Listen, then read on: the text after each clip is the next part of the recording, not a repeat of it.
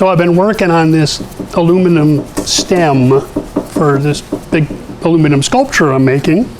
And I've been rolling all of these cones and making this big cone shape, but putting a little wiggle into it as I'm going. So I've been working with my slip roll here, working with some 16 gauge aluminum, and I ran into a little problem the other day. When I get to the smaller diameters, the slip roll is too big. It won't do that tight little curve that I needed. So I came up with a trick. So I'm all the way to the top with my roller right there. And this is the roller that adjusts how big of a diameter you get in your curve.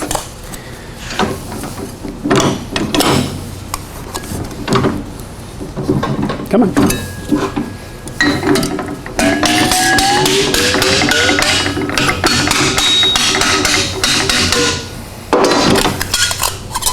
That's just about as tight as I can get with this machine. I can't close that whole area up right there. So let me show you the trick. So I thought, well, I could always put it in a vise, and try to close it up that way, but a vise will only just push it from from two sides, opposing sides, and you just wind up with something that's egg-shaped. Well, that's not what I need. I need it to be round. I need it to be, fairly smooth, but it's two different diameters, so that begins to be a problem. Well, I can put clamps on it. I can put, a clamp this way. I can put a clamp this way. I've even used ratchet straps. These are cargo straps on the bigger pieces to help hold everything together, but that's just too big and horsey for what I'm trying to work on here. Wait a minute, this is an automotive garage. A good old-fashioned automotive hose clamp. That'll work just fine. Now here I've just got two of them hooked together because I didn't have one the right diameter, but I can just throw that right on there and grab my drill and give it a shot.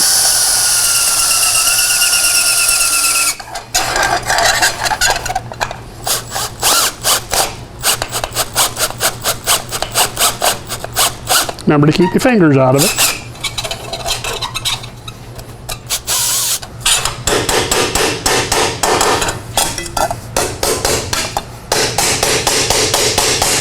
And that just pulls it right tight together, just nice.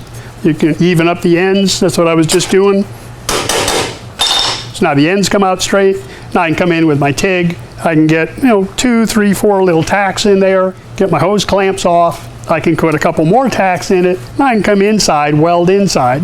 Then I can go back to my anvil. And if I want to get that little bit of out of round off of there, I can push on it, I can fix it, I can straighten it out that way. What a great little tool. They've been hanging out in the tool room. I've never even thought to use them before. So I'm going to get back to what I'm working on here. You guys are going to come out to my website and see what's going on out there, and I'll see y'all next time.